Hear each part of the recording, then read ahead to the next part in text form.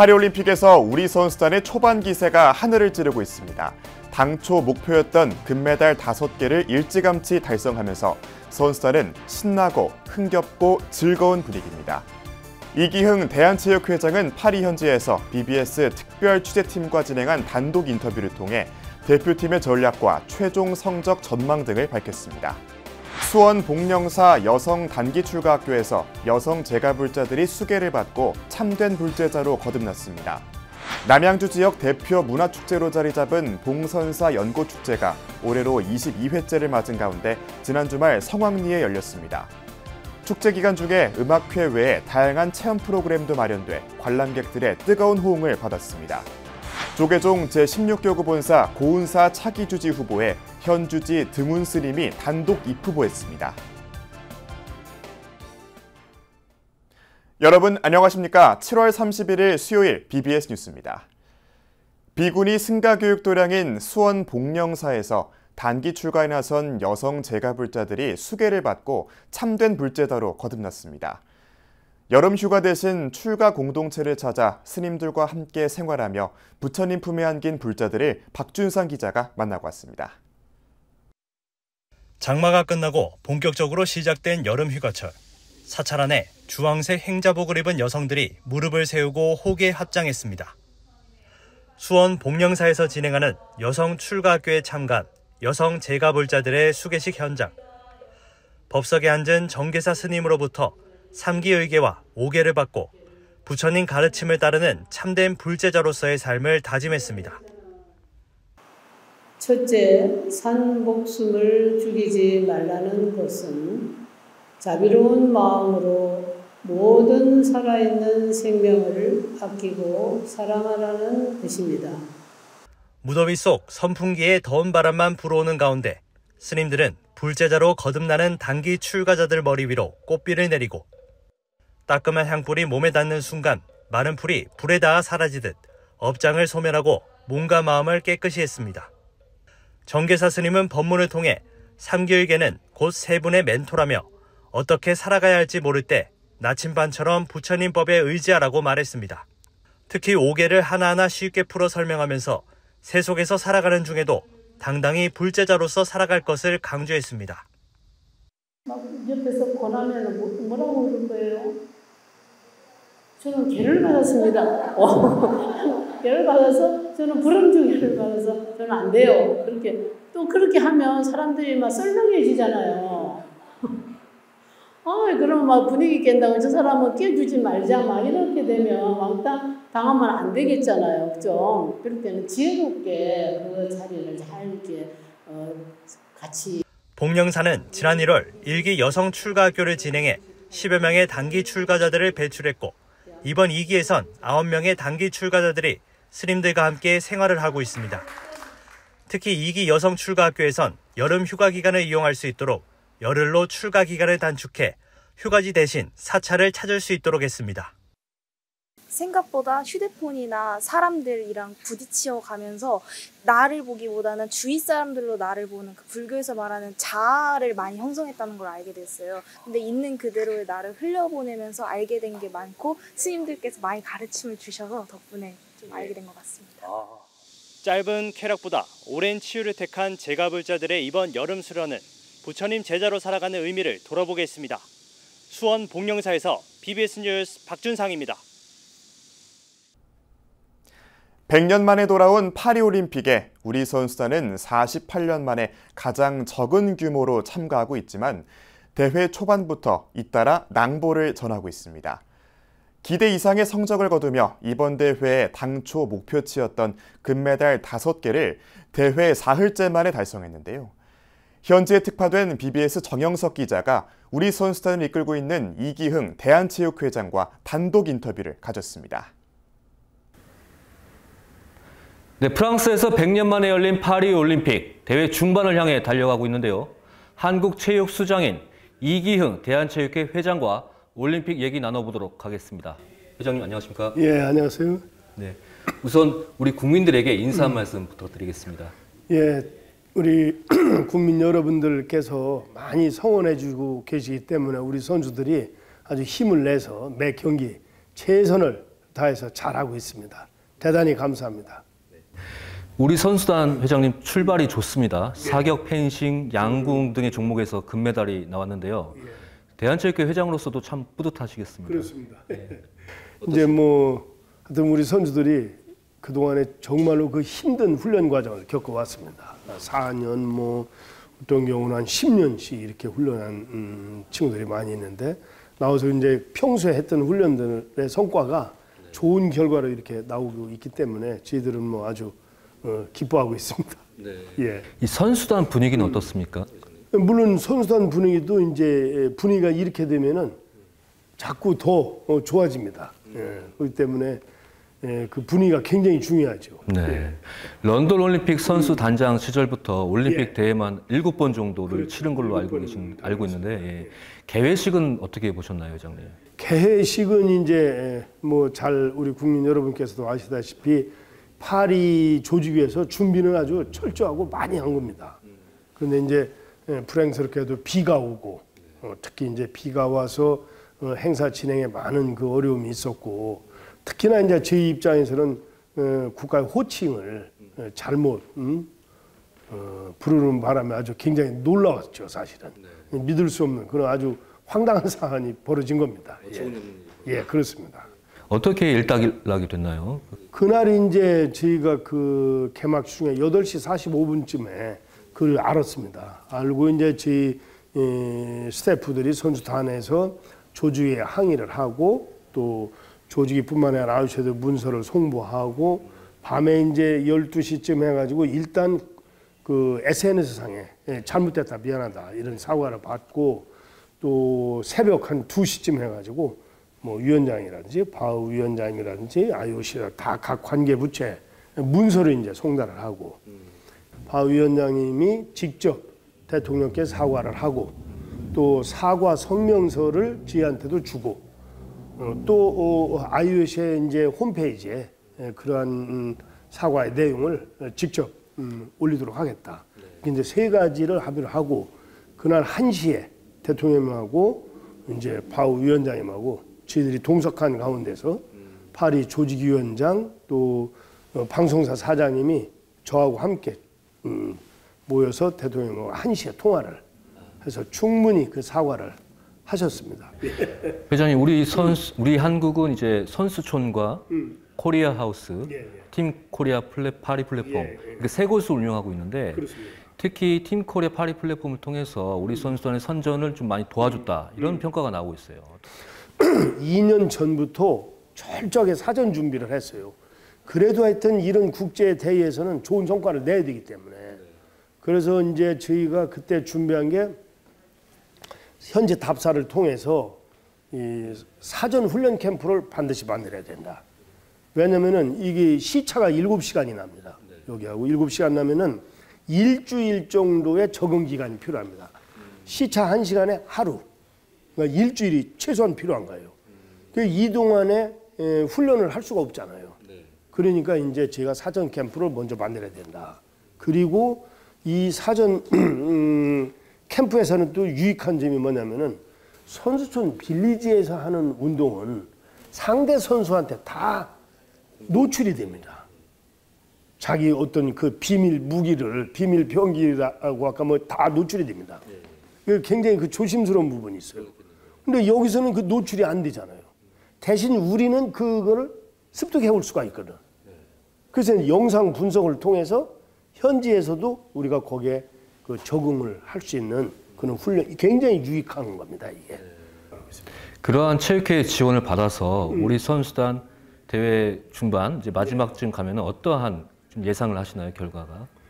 그러니까 이런 그 철저한 준비를 통해서 이제 우리 선수들이 역량을 말하자면 100인데 200, 300이 되는 수가 있는 겁니다, 이게. 그 순간적으로. 그 순간적으로 어떤 그 한 포인트에 결정적으로 이게 승부가 바뀌잖아요. 그렇죠. 결정적인 아주 한 방에 그야말로. 그렇기 때문에 자기 자신의 그 객관적 능력보다도 훨씬 뛰어넘는 이제 그런 성과가 지금 나오는 겁니다. 제가 볼 때는 그렇게 생각을 해요. 회장님, 이제 끝날 시간이 다가오고 있는데요. 이 얘기도 한번 여쭤볼게요. 이 체육, 스포츠를 정치와 좀 엮으려는 일부 그런 분들도 계신데 올림픽이라 하면 단결과 어떤 화합 이런 것들이 중요하지 않습니까? 어떻게 그렇습니다. 생각하십니까? 이 스포츠는 정치적으로 휩싸여서는 안 됩니다. 우리 사회가 지금 굉장히 극단적으로 양분화되고 이렇게 되는데 정치와 스포츠는 완전히 분리돼야 된다. 그 분리되지 않는다는 자체가 무차별입니다. 여기 모두가 할 수 있고 모두가 말하면 연대를 통해서 이 평화롭고 또 결과에 승복을 하고 함께 협력하고 룰을 지키고 이런 그 민주적 소양을 배출해 나는 겁니다. 제가 볼 때는. 그렇기 때문에 이 스포츠는 절대적으로 정치적 영역에서 벗어나야 된다. 그렇게 생각합니다. 지역과 인종 모든 것으로부터 벗어나서 오로지 그 룰을 지키고 상호 연대하는 이게 이제 말하자면은 우리 부처님 정신을 말하면은 무차별이고 중도다. 저는 그렇게 생각합니다. 예. 끝으로 회장님, 우리 한국에서 응원하고 있는 국민 또 현지에서 직접 와서 응원하고 있는 우리 국민들에게 감사 인사 한 말씀 부탁드리겠습니다. 항상 이렇게 이제 큰 대회가 있으면 우리 국민 여러분께서 굉장히 열렬하게 응원을 많이 해주십니다. 또 그 응원과 성원에 힘입어서 좋은 결과를 우리 선수들이 만들어내고 있습니다. 이 경기가 끝날 때까지 지속적으로 응원도 많이 해주시고 더더욱 중요한 것은 경기가 없을 때 이런 큰 이벤트가 없을 때도 더 많은 관심과 더 많은 성원을 부탁드리겠습니다. 네, 오늘 바쁘신데 말씀 감사합니다. 감사합니다.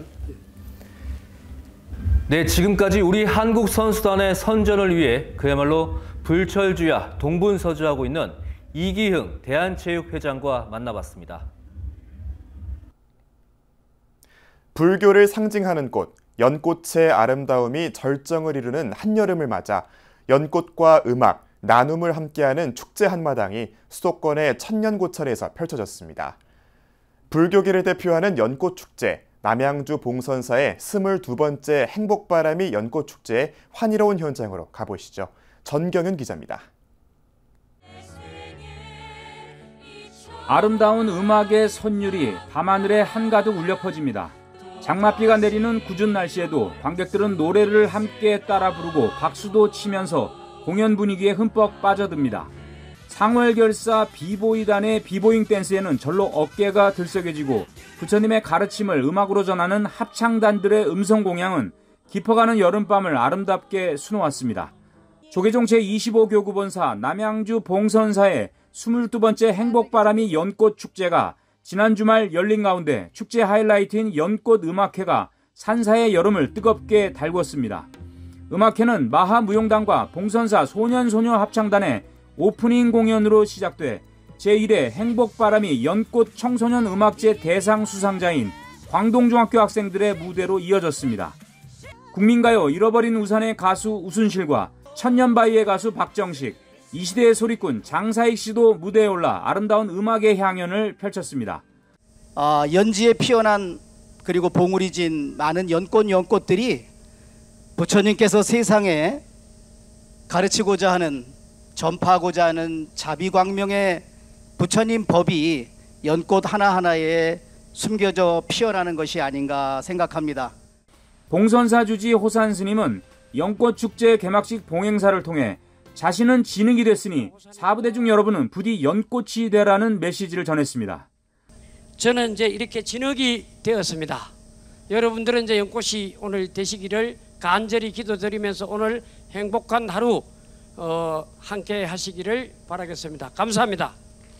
김동연 경기도지사는 봉선사 연꽃축제에 처음 참석해 연꽃의 가르침과 불교의 화쟁정신이 사사건건 대립하고 싸우는 정치인들과 사회 지도자들에게 큰 깨달음을 주기를 기원했습니다. 오늘 우리가 바라보는 연꽃이 주는 가르침 또는 불교의 화쟁정신이 우리 모든 중생들에게 또 많은 정치인과 또 우리 사회 지도자들에게 큰 깨달음으로 와서 더욱 열심히 불교의 화쟁정신을 받들어서 우리 사회를 보다 살기 좋고 사람 사는 세상으로 만드는데 봉선사는 올해 연꽃 축제에서도 자비 나눔을 빼놓지 않았습니다. 봉선사는 광동학원사나 남양주 광동중고등학교와 의정부 광동고 등 3개 학교에 모두 5천만 원의 장학금을 전달했습니다. 연꽃축제 기간에 봉선사를 찾은 시민들은 봉선사의 자랑인 향기로운 연꽃밭을 배경으로 잊지 못할 여름날의 추억을 만들어 나갔습니다. BBS 불교방송은 봉선사 연꽃축제의 첫 행사였던 제1회 행복바람이 청년음악제를 내일 유튜브를 통해 방송하고 연꽃축제 음악회는 8월 초에 TV로 녹화 방송할 예정입니다. BBS 뉴스 정경민입니다. 2017년 8월 미얀마군이 저지른 로힝야 대량 학살의 본질은 군사정권에 의한 차별화된 통치 수단의 일환으로 봐야 한다는 주장이 나왔습니다. 민정희 국제기후 종교시민 네트워크 사무총장은 어제 실천불교 전국승가회가 로힝야 학살 7주기를 앞두고 연 세미나에서 이같이 밝혔습니다. 민정희 사무총장은 군부의 시민권법 차등화에 의해 로힝야는 불가촉 천민인 하리잔보다 못한 그림자와 같은 존재가 돼 인종말살의 단초가 제공됐다고 강조했습니다. 실천불교 전국승가회는 로힝야 제노사이드의 역사적 배경과 실태를 이해하고 불교 극단주의에 대한 비판적 성찰을 하기 위해 이번 세미나를 마련했습니다. 조계종 제16교구 본사 고운사 차기 주지 후보에 현 주지 등운 스님이 단독 입후보했습니다. 제16교구 본사 선거관리위원회는 그제 고운사 새 주지 후보 등록을 받은 결과 등운 스님이 단독 입후보했다고 밝혔습니다. 등운 스님은 다음 달 5일에 열리는 조계종 중앙선거관리위원회의 후보 자격 심사를 통과하면 같은 달 8일 고운사 산중총회에서 투표 없이 당선이 확정됩니다. 조계종은 교구본사 주지 선출을 위한 산중총회에서 단독 입후보할 경우 투표 절차 없이 개회와 함께 당선을 확정하도록 산중총회법에서 규정하고 있습니다. 지리산 화엄사가 산내 암자인 남암 암주인 법문스님을 초청법사로 지난 27일 화야몽 2차 행사를 열었습니다. 화야몽은 야간 탐방객들을 대상으로 기획한 프로그램으로 스님과의 차담, 기도 서원 쓰기 등으로 진행되는데 법문스님은 화가 날 때 어떻게 하느냐는 참가자의 질문에 화가 나는 상황이 여러 가지가 있는데 바로 화를 내지 않고 한 번은 나 자신을 돌아보는 여유가 필요하다며 화를 내면 상대방이 아니라 내 자신이 괴로울 따름이라고 설명했습니다. 그러면서 상대방의 입장을 이해하고 짜증과 괴로움, 무기력, 자괴감 등의 감정들을 본인 스스로가 다스릴 줄 알아야 한다며 화를 화로 상대하면 내 마음도 상대방도 불편하다고 덧붙였습니다. 다음 달 10일에 개최될 화야몽 3차 프로그램에는 꽃스님으로 불리는 범정스님이 초청법사로 법좌에 오릅니다. 천태종 금강불교대학 재학생과 동문들이 총본산 단양 구인사에서 1박 2일간 학예 수련법회로 신심을 다졌습니다. 지난 20일부터 21일까지 이틀 동안 열린 금강불교대학 재학생과 총동문회 학예 수련법회에는 천태종 총무원장 덕수스님을 비롯해 교육부장 도진스님과 문화예술국장 진성스님 등 4부대 중 700여 명이 참석했습니다. 총무원장 덕수스님은 금강불교대에 입학한 여러분이 수행정진을 통해 맑고 바른 마음인 불성을 찾고 참다운 불자로 거듭나기를 바란다고 밝혔습니다. 관음종이 1942년 일본 조세이 해저탄광 수몰 사고로 희생된 한국인 노동자들의 조속한 유해 수습과 국내 반환을 촉구하는 활동에 힘을 보탰습니다. 관음종은 일본 시민단체인 조세이 탄광 수몰 사고를 역사에 새기는 모임이 진행 중인 탄광 갱구를 여는 사업에 100만 엔, 우리 돈으로 약 1,000만 원을 지원하기로 했다고 밝혔습니다. 현재 일본 야마구치현 우베시 탄광 수몰 사고 현장에서는 희생자 유골 수습을 위해 갱구를 여는 데 필요한 기본 조사로 잠수부를 동원한 탄광 수중 탐사가 펼쳐지고 있습니다. 일본 시민단체는 해저갱도에 공기를 넣는 환기구 역할을 했던 피아의 바닷속과 주변에 대한 조사에 들어갔으며 조사 결과를 통해 어느 지점에서 갱구를 열지를 결정할 방침입니다. 이상으로 7월 31일 수요일 BBS 뉴스를 마칩니다. 시청해주신 여러분 고맙습니다.